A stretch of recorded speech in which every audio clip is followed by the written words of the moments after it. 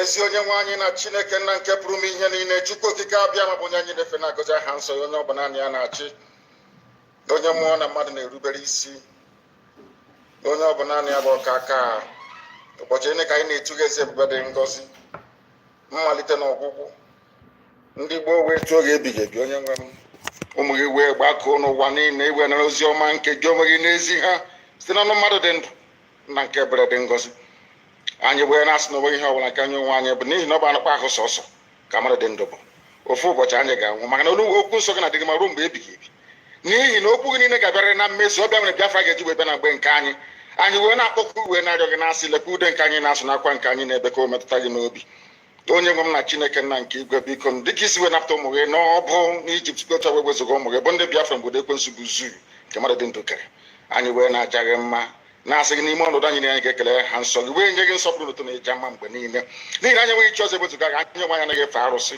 ọbịa mere iji wee na-agọzi nzọmụkwụkwọ anyị niile ọbịa mere IPOB ji wee gbaa mgbọrọgwụ n'ụwa niile anyị anaghị atụ egwu mmadụ dị ndụ anyị wee na-eto gị eze ebube dị ngọzi sị gị biko gbatara anyị ọsọ enyemaka ọ bụ naanị gị bụ onye anyị na-efe nwaanyị akpụ isi ala nye ka i wee napụta ndị gị n'ọbụ nke ekwensu anyị wee na-enye gị ofe na nsọpụrụ na ịja mma na-asị lekwa ka ndị iro anyị niile ka kasị wee baa ha ọnụ ha wee daa hapụghị ikuni ọzọ obodo ekwensu bụ zu ala ọkwa n'ihi eze ebube dị ngọzi anya ọnwa anyị bụ ụmụ gị wee na-akpọkọ ha nsọ gị na-asị na enweghị ichi ọzọ egwezuga gị anyị wee na-aja gị mma wee na-eto gị na-asị onye kere ihe niile kere ka mana nwee onye kere na otuto niile na nsọpụrụ niile na ịja mma niile site n'ebighị ebi mara ebi ka a na-arịọ gị ise ise ise.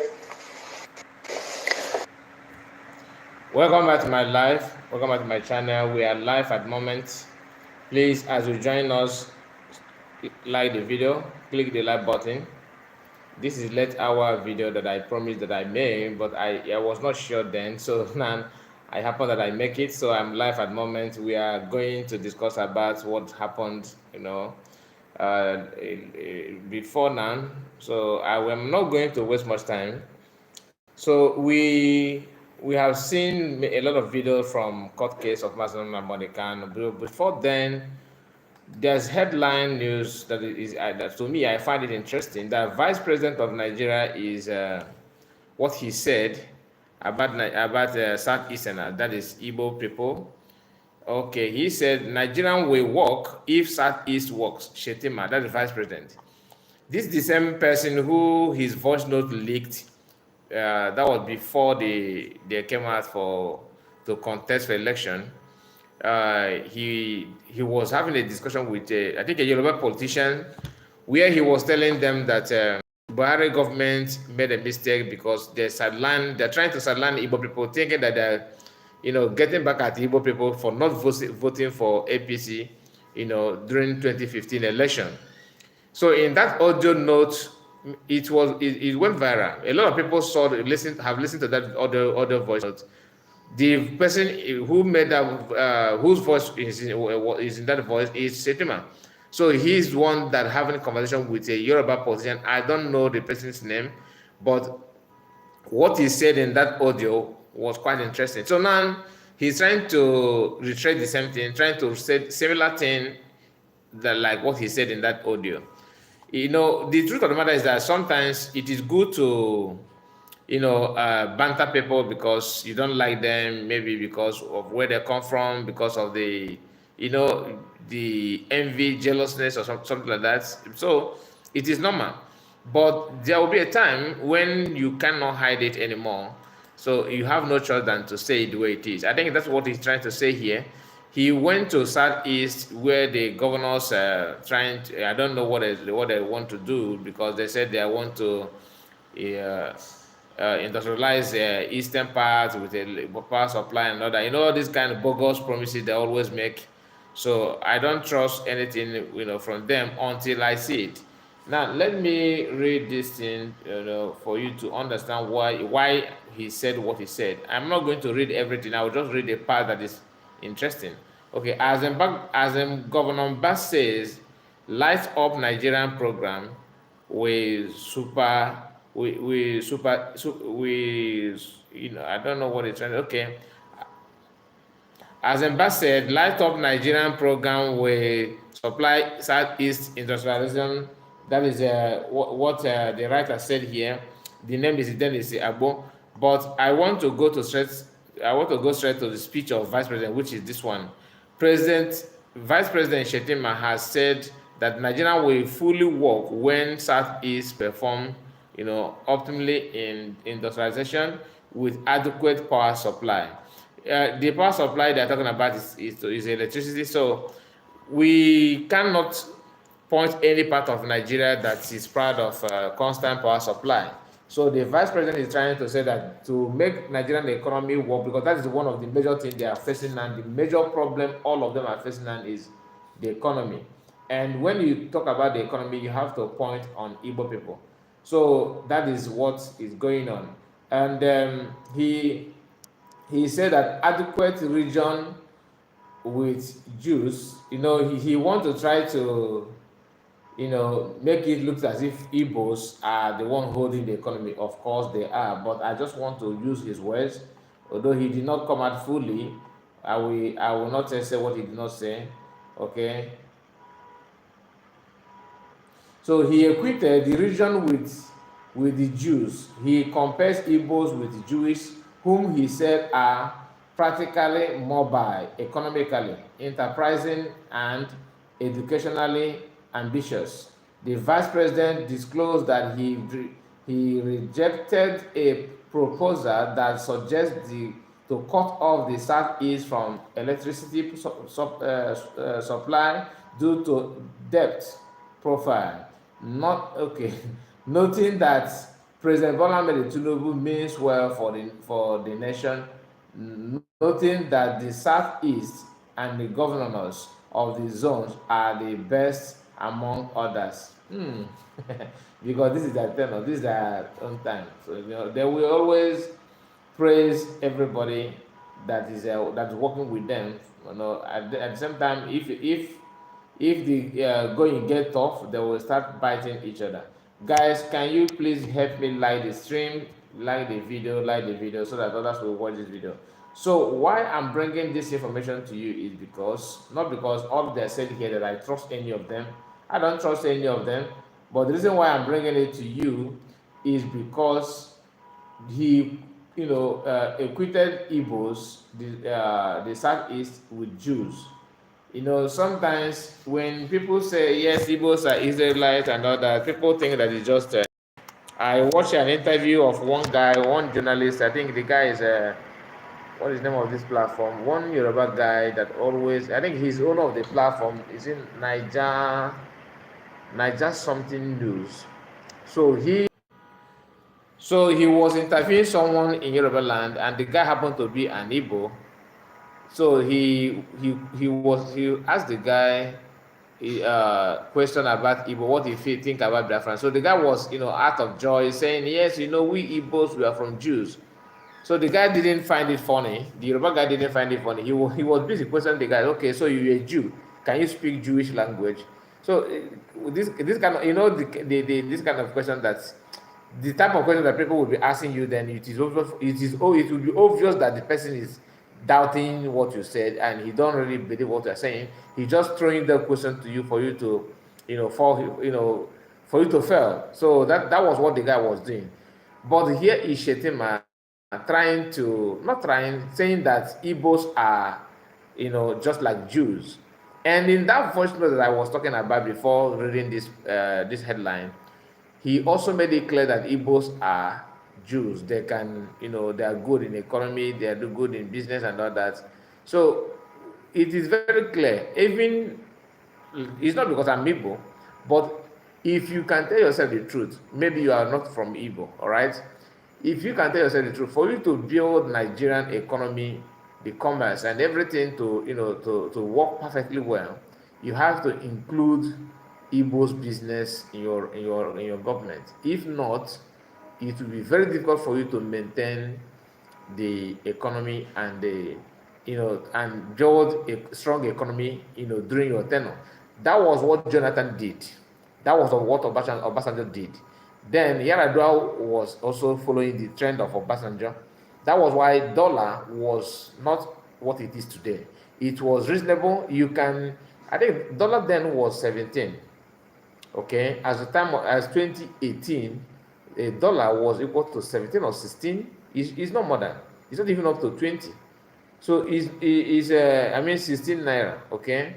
It's not what it is today. Now you are that people are you can see 1,000, some say 2,000, some say 1,800, some say 1,000. So it's too high to compare what it was. You cannot destroy your economy. You can't destroy the government, the economy of the economy of the government of the country because you want to bring Igbo people down. Bringing them down, you automatically bringing your economy down. That is why when Buhari was banning this and banning that, we saw what happened. The Nigerian was saying, "Oh, this is a recession. The Nigeria is going to a recession." Then now nobody is talking about a recession, but it is now obvious that it is going to uh, famine, and it is more. It will be more difficult, and there's no hope. There's no plan, no strategy whatsoever at the moment. So that is what I want to share with you pertaining that. I will move forward to bring to you this. Human rights activists, in US, they gathered and made this broadcast, explained one or two things about what went on, what happened between Mazam Khan and Nigerian government. But before then, I will show you what lawyer Jimako said after the proceeding today with in the court regarding the case of Mazam Khan. So let's listen to what he said. His counsel anytime. I may not be the one here on 19th March. By the grace of God, I hope I will be about it. Last, so I want to know the reason behind the change of counsel. Is there a reason behind that? Because Michael Zed comment. There's only one reason. Every client everywhere in the world has a right to change his counsel anytime. I may not be the one here on 19th March. By the grace of God, I hope I will be, but it may not be me. That is the right. So you have under the law to change their counsel. So as you prepare for trial, sir. So the journalists were the NTA News and Channel Television they are asking him why is it Ozokeme and Ejiofor is not in the court. Why did he cannot change his lawyers and others? So Aloy Jimako was telling them that, look, I hope that I will be here on next proceeding, maybe another person. So it is his right to change lawyers. It is not about the lawyer's decision. It is Mazda kind of right to change it, and that is what he said. But remember, people were telling you, no, he did not change anything. That he's still in the legal team. He's still, Ejiofor. But it is very clear that he is no more, and so Ozokeme. These are two people. A lot of people were accusing them for not representing Mazda properly, and that is why it is not surprise to some of us who believed already that truly they are no more in the legal team. Let's continue. For this court, we've always been ready for trial, but as my Lord stated, trial is not for us to conduct.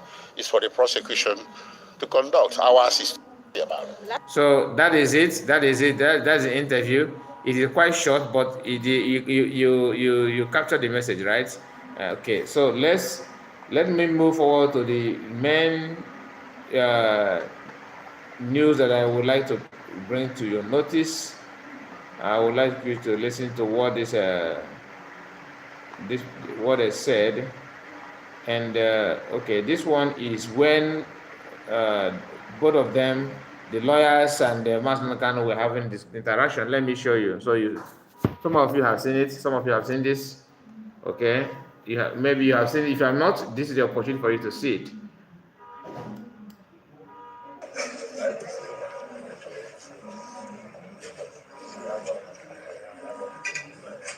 You see, they're having an interaction like Ejiofor or Ozokeme in the courtroom. It is very, very clear that they are no more part of the legal team. You can see. This is one of the traditional rulers from Anambra, Okay, I think one of the traditional ruler from Inri, or I think it's Inri. It should be Inri, or from what is I think this what is the name of this village where this man come from? I think not in Ri. Agurere, yes, from Agurere, yes, I remember. Igwe of Agurere. This is look at him here. Look at him here. Okay, you can see them, and this is a lawyer Jimako. See a lawyer Jimako here, the lawyer. I think he is now he is now the leader of the legal team. Okay, so the most trusted is no more, cannot be trusted anymore. That is what it is. The most trusted cannot be trusted anymore. They don't, no one trusts him at all. Okay, let's move forward to the information, like I said, that I'm going to bring to you. Move forward.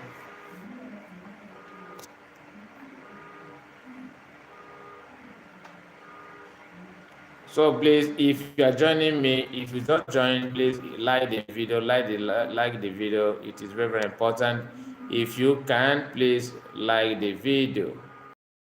This is late hour broadcast. I'm not going to spend much time here. I just want to share you what happened. Then tomorrow we have our normal proper live broadcast. But it is very good for you to know what happened actually, because some of the videos came, surface online, late hour after our first broadcast, and this is an opportunity for you to capture what happened.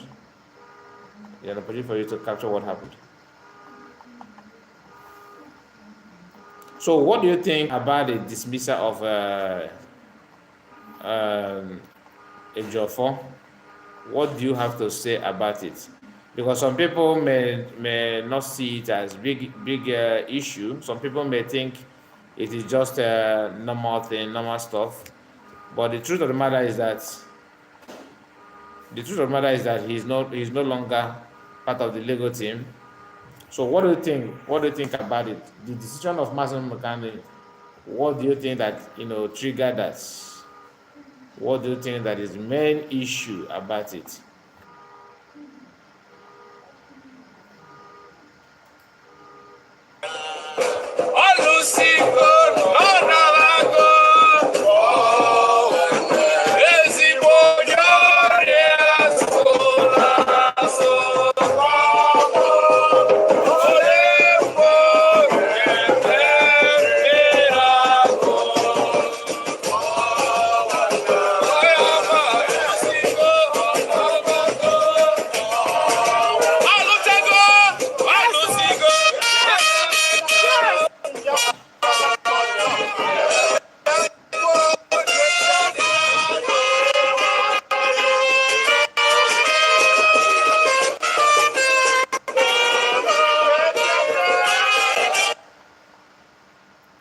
Biafrans are responding to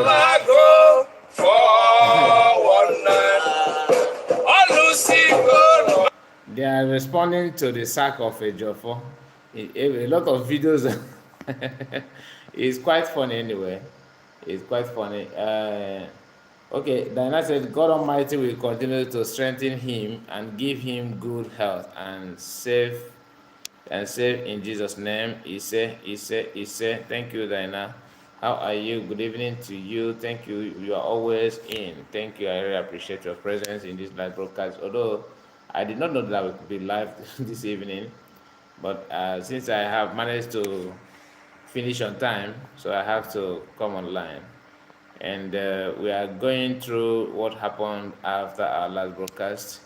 One thing I noticed is that DOS people, they are unable to even bring a picture, a clear picture of what happened today, because their boss have been, cut off from the legal team, so they don't have the information to give anymore.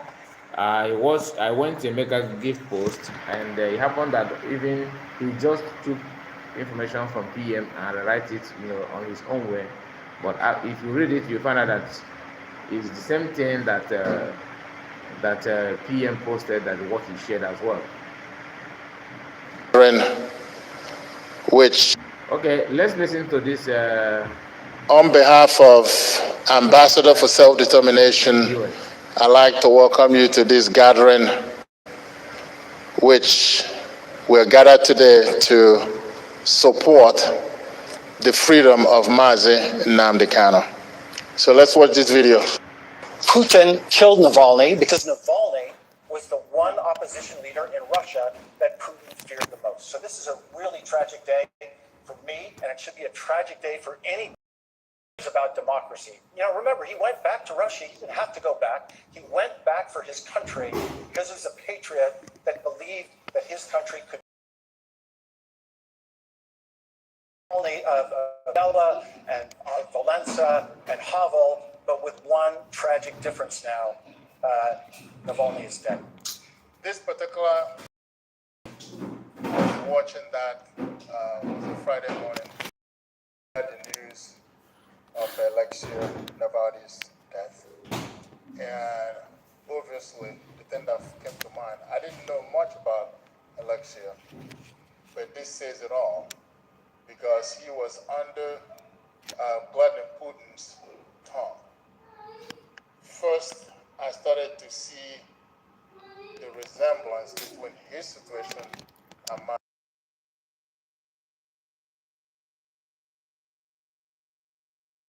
Head of state tried to poison this gentleman, and then he recovered from that.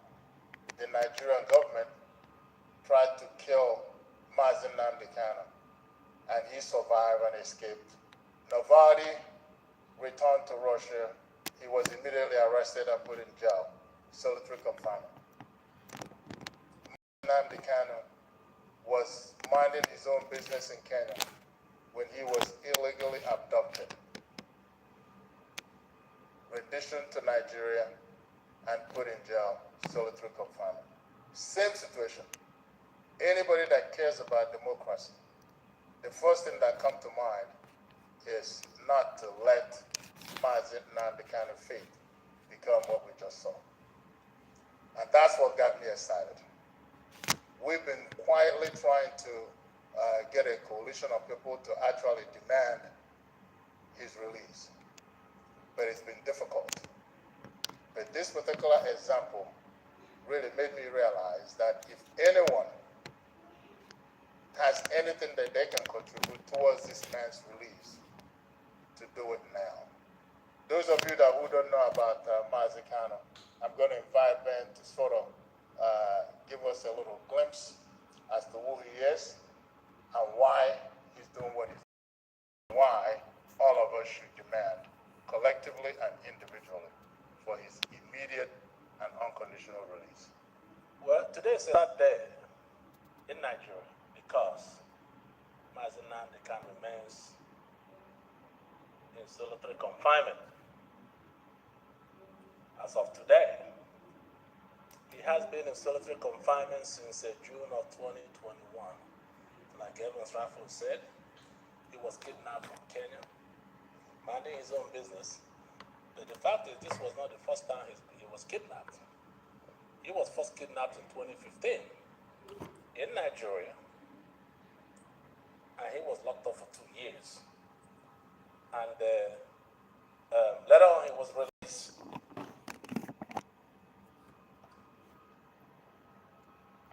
Okay, let me see if I can download it properly, because the video is not the clarity is not what I want. Let me see if I can use another method to do that. Just hold on, please. Let me get it back.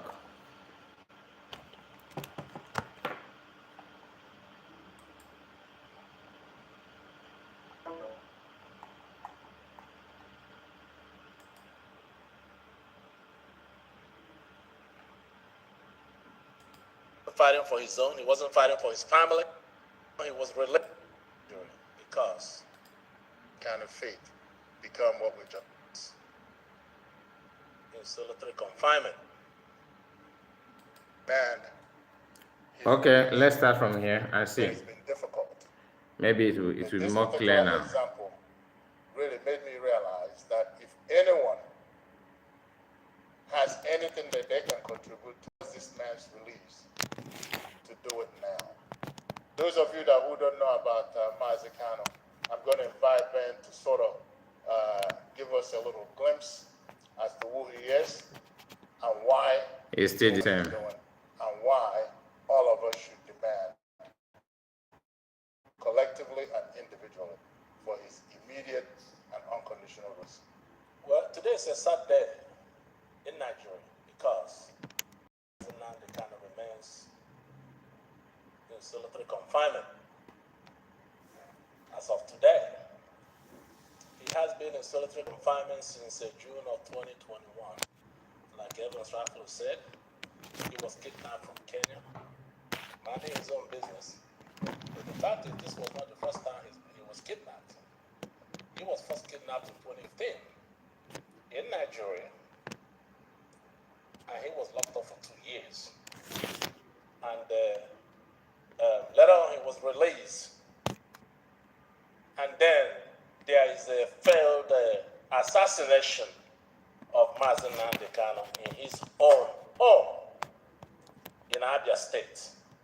And miraculously, he escaped that very assassination only by God's grace. So he's alive today. But I want everybody to know, any day Nnamdi Kanu remains in solitary confinement is another day of violation of his fundamental right as a human being, as a father, as a husband, and as a community leader. There is no reason why he should be in prison today, if not for the sake of others. He wasn't fighting for his own, he wasn't fighting for his family, he wasn't fighting in the name of the Kanu community. He was fighting for the interests of all. So I believe there's a video that we're gonna show you, so you can get a taste, a glimpse of some of the things that took place that really, made Nnamdi Kanu to come out in public and began to openly call for the freedom of our people. But before then, there's something happened. You're gonna see a different Nnamdi Kanu back in 2013 in Europe. He wasn't campaigning for Biafra. He was not agitating for the freedom of Biafra. He was actually agitating for Nigeria to get better, for the government to take note of the suffering of the masses and do something. Do something so that everybody will benefit, with no mention of Biafra, until Nigeria failed him, and it was crystal clear that this country is not going anywhere. They're not going to listen. They don't care about their people. Well, if you don't care about Nigerian citizens, I'm going to care about my people. That's when he began to talk about Biafra, to talk about separating from Nigeria, so that every region can develop, at their own pace. So you can make policy and rules that will benefit your people because you know your people. Because there's nothing that holding Nigeria together. These three nations put together to be one nation, and nothing worked. Nothing ever worked, nothing is working, and it will never work. So I want to show that video while he was in London talking about the situation in Nigeria.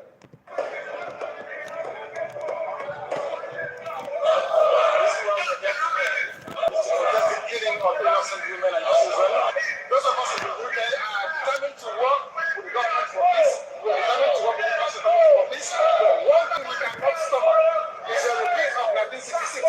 What is happening today in Nigeria was the reason why Nigeria fought a bitter civil war for 3 years in 1970. If this continues, there will be another civil war in Nigeria. And this time around, no place will be safe in Nigeria. This time around, nobody will save in Nigeria. So it is imperative that everybody will have the interest of the country at heart, act now and immediately to stop this nonsense from continuing. The Nigerian government has its own way of dealing with peaceful gatherings it doesn't like. The day began with a gathering of people come to pray for the release from prison of one of their leaders.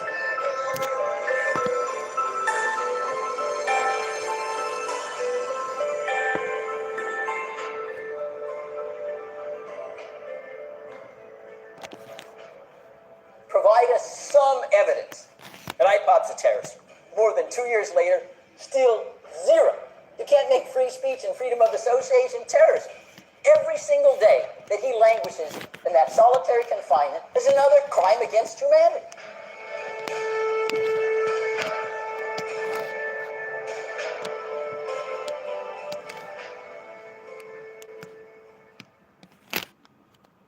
The protest that you saw, where you saw the army shooting people, innocent, unarmed citizens, that took place in 2016.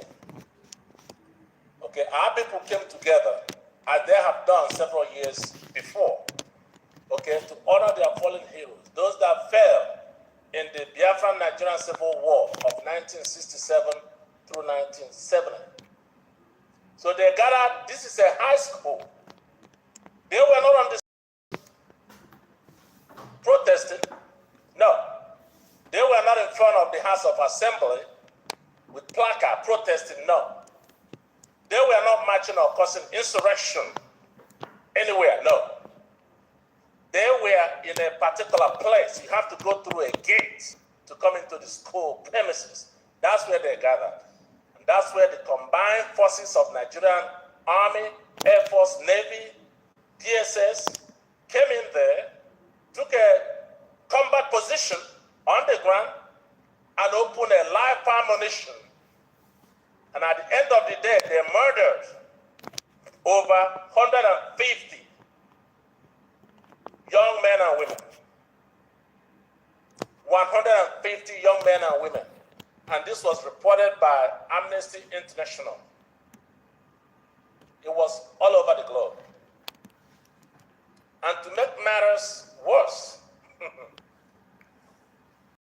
their body and dumped them in a mass grave where they poured acid on these children so they become irrecognizable. So how could somebody tell me or convince anybody that this is a viable nation that would work for everyone? These are the atrocities that led to the debut of the person of Mazi Nnamdi Kanu that you hear today. And this young man requested for things to get better, build schools, build roads and bridges, build hospitals, so that our women will have a place they can go and receive a proper medical attention. Build recreational centers, build factories, so as young men and women are going from school, they have a place where they can be gainfully employed. They don't want to do any of this. But this country will spend money from the oil revenue to import terrorists from all over the world. Right now, there are more than 5 terrorist groups that operate in the country today. Ansari is in Nigeria. El-Shabaab is in Nigeria. Mieti Allah operates in Nigeria. Fulani bandits operate in Nigeria. Fulani herders that have been named the 4th deadliest terrorist group in the world by the Global Terrorist Watch of West Africa. These terrorist groups operate in Nigeria. And the government of Nigeria provides an enabling environment for them to try, for them to do their bidding. They provide them with logistics, money, arms, and then they send them to the eastern region of Nigeria to kill my people, destabilize the region. That is their goal. That's exactly what they're doing now. These are the things that brought up Mazi Nnamdi Kanu. If the country was working, You may not know who Mazi Nnamdi Kanu is. It wasn't working. And it's never going to work. Not the way the country is presently constituted. When he was out, people say you're calling for war, you want to war, you're causing problem. You know, he said, no. I'm not causing problem. I'm just asking our government, the government to do the right thing by the people. So I'm going to stop here. And you can hear his ghost and aspiration. You're not talking about a federation when you say confederation. You're not talking about a federation as part of Nigeria. You're talking about total independence, complete independence. Now, is there anything that can happen that will make you change your mind about this particular direction? No. So it is either Biafra or nothing else. Or death. That's good. If push comes to shove, Yes. will you go to war? No, because truth is a far more potent and deadlier weapon than bullets and mortars. So no war. You've ruled out the Absolutely war. No. Well, we're going to invite Attorney Jesse to educate us a bit on the legal aspect of the whole thing where we are today. Brother Jesse, thank you, brother. There you go. So, I'm a construction lawyer, and the only time I ever get called on to engage any sort of criminal law is if a client's son or daughter gets in trouble in college. But even the ignoramus construction lawyer knows when something's wrong from a criminal standpoint, and there are just so many wrongs involved with these timelines, and I want you to keep in mind two things that are fundamental, not just here in the U.S., but worldwide for the most part, according to the UN. One is the right to confer with your counsel, or to at least have contact on a consistent basis with your counsel, even if you're in jail, to have that right and have that privilege. Otherwise, how do you prepare a defense? The second is the concept of a right to a speedy trial, meaning you're not to sit and languish, let alone in solitary confinement, when you are awaiting trial or a process to deliver whether or not you are guilty or innocent. So that's what sticks out most to me. To October 2015, when Mr. Kanu was arrested and detained for over a year. You don't see anything about a trial or a finding of guilty there, right? You just see that he was detained with no outcome.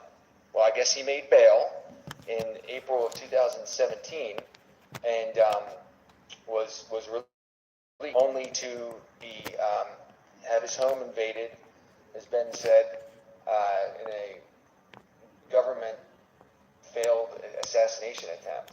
So then the process was to and torture him for 8 days and then hand him over to the Nigerian government. So here we are, some sort of accusations starting in October of 15, and then we're in June of 2021, 6 years later, without any finding of innocence or guilt, and this is still ongoing. January of 2022, he actually gets a trial, and the Nigerian army was found guilty of the failed assassination attempt in violation of his rights. Now, we've heard in past gatherings from lead counsel for Mr. Kanu that there are occasions where he would fly all the way from the U.S. and not be allowed to meet with Mr. Kanu to prepare a defense. So he would be told to wait, and still not receive contact with Mr. Kanu's client, okay, to prepare a defense to the proceedings and to the charges at hand, which is just absolutely nightmarish and outlandishly unfair and outlandishly a violation of human rights. We start preparing civil cases in the construction world that have just money on line years in advance. Yet here's Mr. Kanu rotting in a cell, not allowed contact with his counsel to prepare for charges that could lead to any number of findings, including, I'm sure, ultimate confinement. July of 2022, the United Nations issues a unanimous decision calling for the immediate and unconditional release of Mr. Kanu. Was that honored? Absolutely not. He remained in solitary confinement. And then in October of 2022, that finding is upheld by the Federal Appeals Court in Abuja, Nigeria, and Mr. Kanu was acquitted of all charges. And that appeals court demanded his immediate release from the detention. It gets to the Nigerian Supreme Court. Now we're a year later, and if you've ever been in litigation in a civil context, your cases always get put behind the criminal cases because of the right to a speedy trial. Well, here we have decisions from courts lasting, taking over a year to determine, whether or not this appellate court was going to be upheld. So the Nigerian Supreme Court, over 14 months later, upholds all dismissals. All charges are gone except for one, a terrorism charge. And that's what remains for Mr. Kanu, is a single terrorism charge, and he remains in solitary confinement. I believe a hearing is set for Monday. Will he be allowed to confer with counsel? Will he be allowed to actually have the right of preparing a defense with his counsel? Probably not. What's next? What are they going to do next? Mazi Kanu has been likened to Alex. Likened to Mandela. The difference is Alexia is gone. And if we do not do anything, this definitely will be the fate of Mazi Nnamdi Kanu, which is what the government wants, and which we will not stand to see happen. So as we gather tonight, I just want of us to think about who in the government that we know, meaning the United States government, to be able to speak up on behalf of this powerful voice that is being silenced by the Nigerian government. Because only us can speak. Unfortunately, he cannot speak for himself. The trial is set for the 26th of February, which is just Monday. So we need to do something quick. We need to send a strong message to the Nigerian government that we will continue to demand Mazi's unconditional and immediate release from the dungeon. Nigeria is a country that poses to be a democracy. But as you can see, very far from being a democratic country. Mazi spoke up, that was his crime, and his punishment is actually being sentenced to death.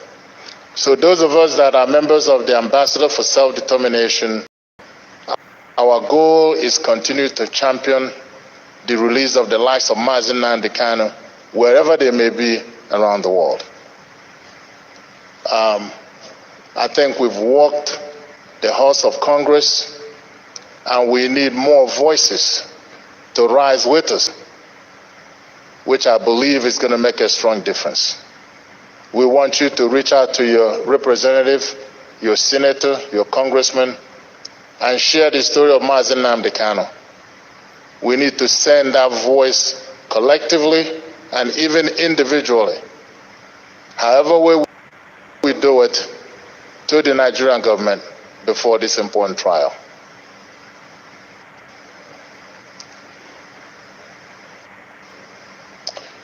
I think at this point, Ben, if you don't have anything else, I think we'll just open it up for Q&A. If you have any questions, you can fire away and we can basically try to answer those questions for you. The question is there anyone else like Mazi Nnamdi Kanu that is currently being detained in Nigeria? And the answer is affirmatively, yes. There are many. There are many young men and women that were following him that are in different prisons in Nigeria today, not even being heard. Some of them are sick, some of them are dying. So there are thousands of people like Mazi Nnamdi Kanu that is languishing in prison, but Mazi Nnamdi Kanu happens to be the face of the collective injustice against our people. I thank Attorney Jesse for just going down and listing the chronology of events. But today I started to think about this thing, breaking down the days from the time United Nations gave the judgment ordering Nigeria to immediately release Mazi Nnamdi Kanu unconditionally, and the perpetrators be tried. That is an whopping 580 days. Not from the time he was kidnapped, from the time the United Nations looked at the case, over 9 months of study, of investigation, and came out with a unanimous decision that this man should be released. A United Nations working group on arbitrary detention is made up of 5-member nations. It was a unanimous decision in Netherlands. So we are law-abiding people. People are saying, well, they have your leader in a prison, and what are you doing? You're going home to sleep. We're going to follow the law, and we follow the law. So United Nations has spoken on July of 2022.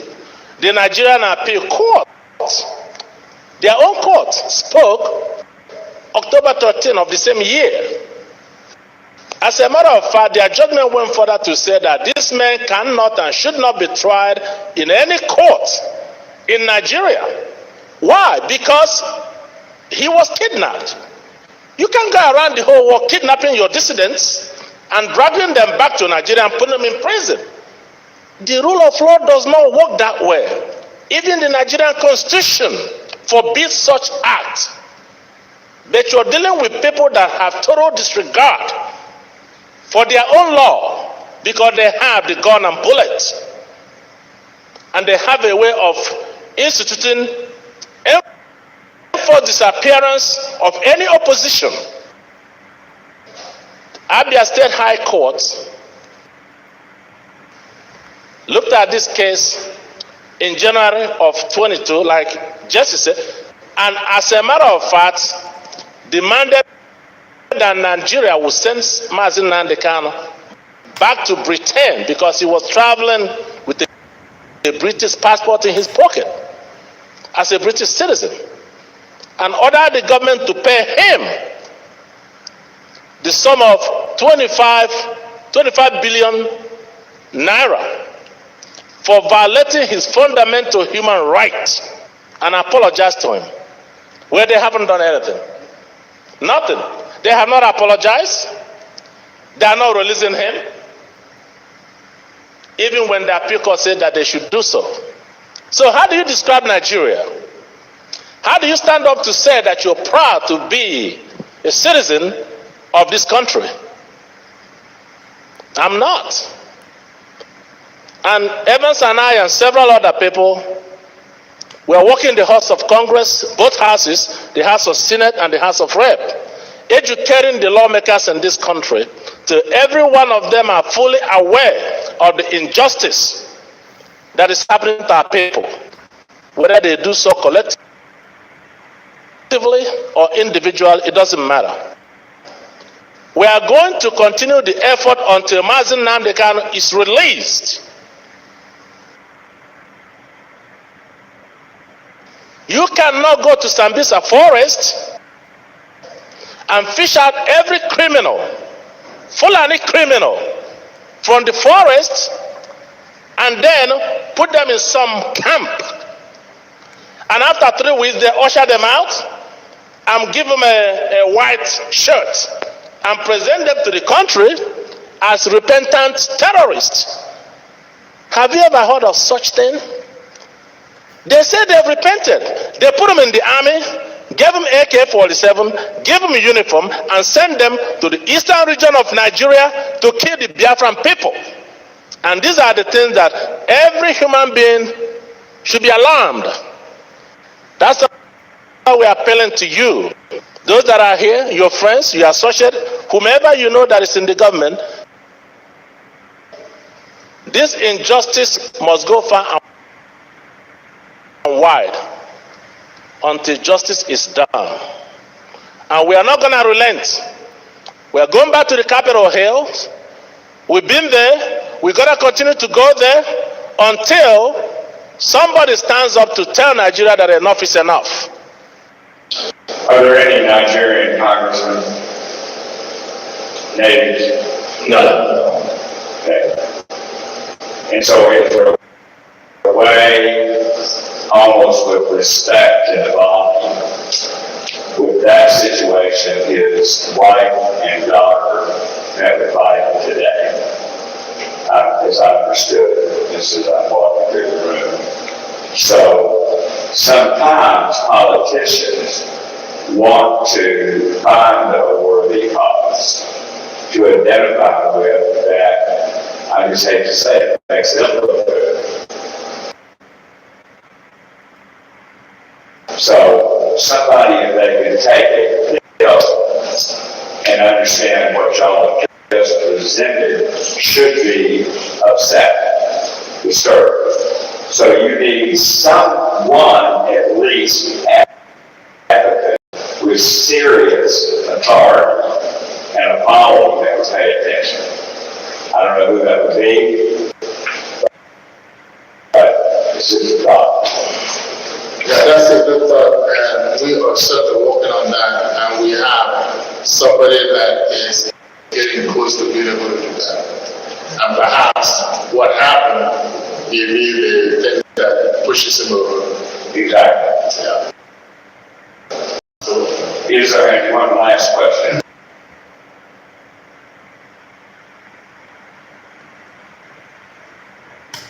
What's the benefit to other countries, either in Africa or here, not to stand up? Everybody's worried about human rights violations. You know, we don't do a thing. Okay, that is the information that the news is spreading, because this France in US, they are trying to let the world know what is going on. It is very, very sad listening to all those stories and how it started, everything. It is a very sad story. When you think deeply about it, first you will not concentrate in whatever you're doing. I don't feel happy listening to it, because this video just reminds me of what happened when the Biafrans were protesting. I think that was on 30th of May. Normally they carry flags, singing Biafran song, praying and all that, and Nigerian army went there to buy many of them. That video, because they showed the video here, but I have to flip off the camera because of the platform. I don't want it to be a problem to us. But most of us have seen the video of what Nigerian army did to Biafrans carrying flags. So it is not a news any longer. Now, Omoyele Sowore went to court today also to show support, and this is what he have to say after the court proceeding. Thank you very much. Thank you. You are not an Igbo. You are not from South, but I can see how the way you come out for your friend, Mazen Nandekano. I don't know if you can hear. Can you tell us? Throw more light. You see, all of us are human beings before we are Igbos, Hausa. Sometimes we even change our citizenship. Some become Americans, British, or Briton. It doesn't matter where you come from. The color of injustice is one. All of us have a blood running in our veins, the same blood. Our hair grows the same way, we eat almost the same kind of food. We just have a difference in our tongue. So the fact that I'm not Igbo, who told you I'm not Igbo, by the way? Doesn't mean that I cannot fight for an Igbo when an injustice is done to an Igbo. Because when they are done with all the Igbos, they will come for the Yorubas. When they are done with Yorubas, they will go for the Jaws. When they are done with all the big tribes, they will start coming from small tribes. There is nobody in Nigeria who can tell me that his ethnicity prevented him or protected him from hunger and starvation? None. As we are speaking, we are all going to the same market. We are suffering the same way. We are collecting the same salary. We are living in this hell known as Nigeria. So being an Igbo doesn't insulate you from suffering, doesn't insulate you from injustice. In fact, being an Igbo just subjects you to more of it because Nigeria doesn't believe that an Igbo man deserves justice. But it has also happened to me before. Yes, I met Dasuki in detention. He's Hausa Fulani. So when it comes to injustice, the leaders of Nigeria are united against the rest of us. They use our ethnicity to divide us. Oh, he's Igbo. That's the reason we are dealing with him. Why did they deal with me? Am I Igbo? Or is it because they suspect that maybe I have Igbo blood in me because my brother is married to an Igbo woman?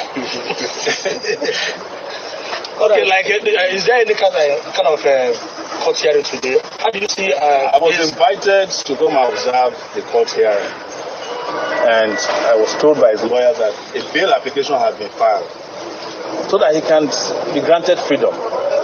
Nnamdi Kanu was not brought to this country legally. He was abducted, or you want to use a better word, kidnapped in Kenya. Yeah.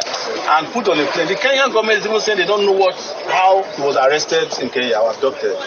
So the process of bringing him to court was illegal. So you cannot rectify that illegality with, another legality, which is bringing him before a court and then trying him for an offense that he has not committed. But let's even look at their own legal system.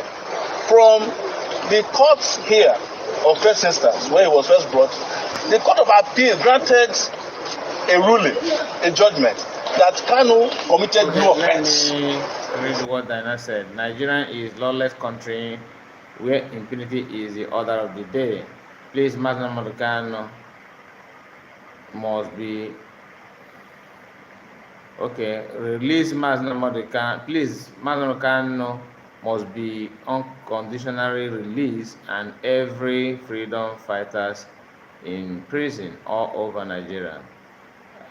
Yes, but it's not possible because for all the freedom fighters, I don't think they will release all of them. They don't even find it easy to release Muslim American, let alone those who don't have anybody speaking for them.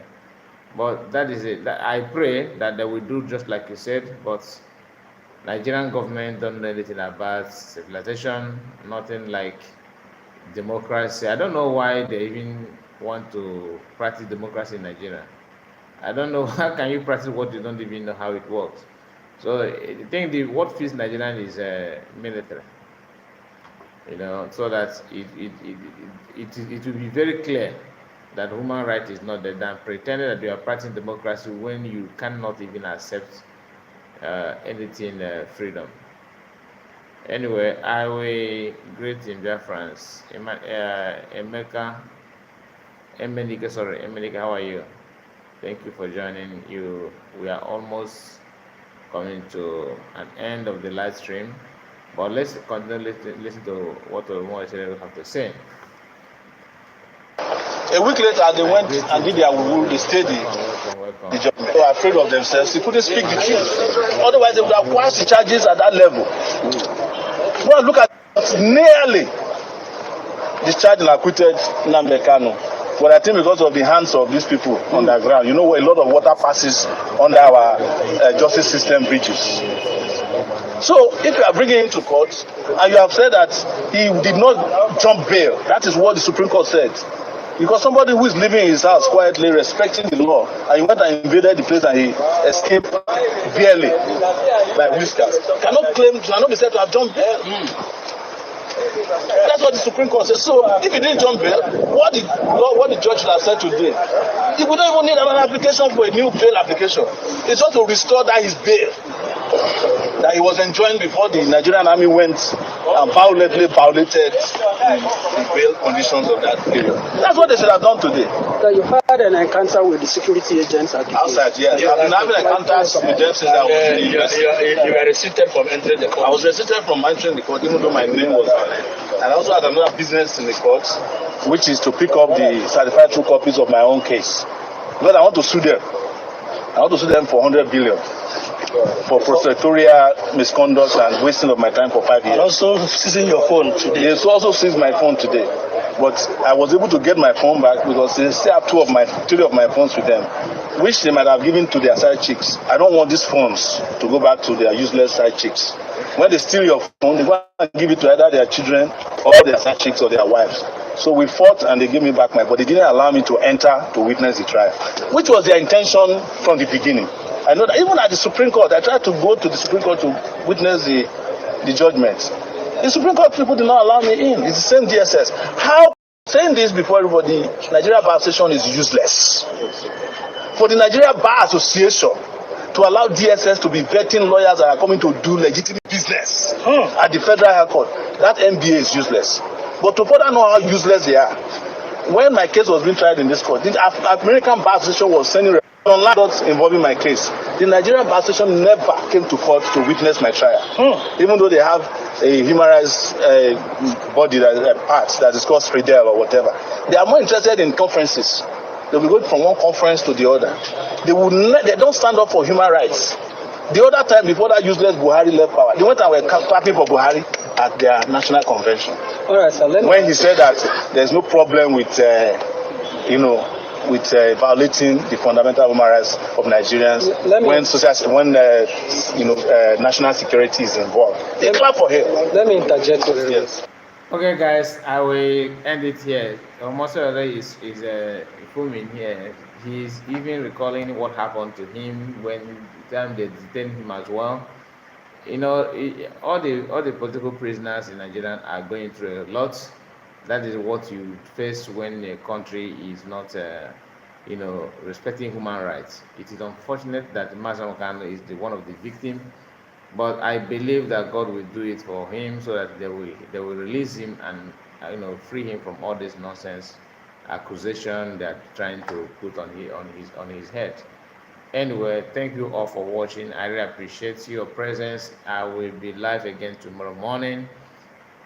Have a wonderful night, guys. Take care and see you again. Don't forget to like the video. That is the only way you can support me.